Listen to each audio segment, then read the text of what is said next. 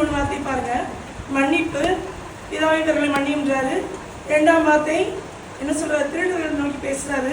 3ஆம் வார்த்தை தாயிட்ட நோக்கி சொல்றாரு. 5, 6, 7 இந்த 3 என்ன? தாகமாக இருக்கிறேன்றாரு, முடிந்ததுன்றாரு, பிதாவே ஒப்பு கொடுக்கின்றாரு. இந்த இடைப்பட்ட அந்த நடு வார்த்தை, என் தேவனை ஏன் என்னை கைவிட்டீர். இந்த ஒரு வார்த்தை என்னன்னா, அவர் மனிதனாய் இந்த பூமியில் பிறந்து பாடுகளை அனுபவித்தான்றதுக்கு ஒரு உண்மையான அத்தாட்சி இருக்கக்கூடிய ஒரு வார்த்தை. அப்போ அந்த பாடல் அவருக்கு முன்குறிக்கப்பட்ட ஒரு விஷயம் தான், அப்படிதானே? ஏற்கனவே அவர் வருவார், பாடல்கள் அனுபவிப்பார். இதெல்லாம் அவருக்கு தெரியாத ஒரு விஷயம் கிடையாது, தெரிஞ்ச ஒரு விஷயம் தான். அதில் என்ன சொல்லிக்காங்க? மத்தேயு 26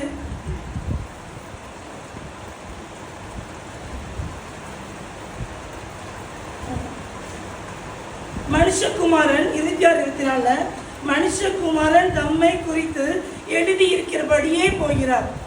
ஏற்கனவே எழுதியாச்சு. அவர் வருவார், இந்த பாடல் அவருக்கு இருக்கும், எல்லாமே தெரியும். நான் இன்னைக்கு பேச போகிறது 3 விதமான பாடல்கள். என்னென்னா பாஸ்ட், ப்ரெசன்ட், ஃபியூச்சர். டீச்சர் 3 என்னது பாடத்தை நினைக்கிறீங்க? என்னது? கடந்த காலம், நிகழ்காலம், எதிர்காலம். சரி, நான் கடந்த காலத்தை பற்றி என்ன, அவர் வந்தார், பாட அனுபவிச்சார், நமக்காக மறைத்தார், 3ஆம் நாள் உயிர்த்திருந்தார், சர்வதமாக எடுத்துக்கொள்ளப்பட்டார், ஆண்டதற்கு நன்றி. அப்போ என்னன்னா, அவரை என்ன செஞ்சாரு? மரணத்துக்கு எதுவான அவருடைய வியாகுலப்பட்டு கெத்செமனே தோட்டத்தில் என்ன செஞ்சாரு?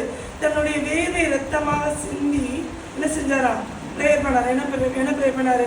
பிதாவே, இந்த பாத்திரம் என்னை விட்டு நீங்க கூடுமாட்டால் நீங்கட்டும், ஆயினும் என்னுடைய சித்தத்தின்படி இல்லை, உங்களுடைய சித்தத்தின்படி ஆக்கணும்னு சொன்னார். அப்போ அவருடைய காரியங்கள், என் பிதா, நான் அவர்கிட்ட கேட்பேன், எனக்கு சகலமும் கிடைக்கும், இருந்தாலும் இதை அனுபவிக்கிறதுக்கு எனக்கு அவர் பலனை கொடுக்கணும்னு வேற யார்கிட்டையும் அவர் போய் கேட்கல, தன்னுடைய பிதாட்ட போய் கேட்டார். இது அவருடைய பாடல் முடிந்தது. நிகழ்காலம், மனுஷங்க நம்ம வாழ்ந்துட்டு இருக்கோம். யாராவது வீட்டில் அப்பா கணவனை இருந்து மனைவிக்கிட்டயோ இல்லை மனைவி இருந்து கணவன்கிட்ட போய் எப்படிங்க இருக்கீங்கன்னு கேட்டார்.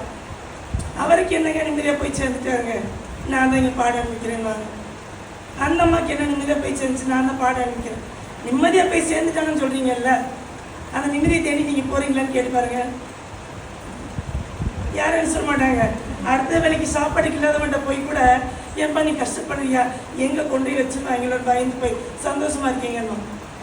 பாடுகள் தெரியும், ஆனால் தான் நினைச்சிக்கணும். அந்த பாடுகளை அனுபவிக்கிறதுக்கு நமக்கு யார் பலனை கொடுக்கணும்?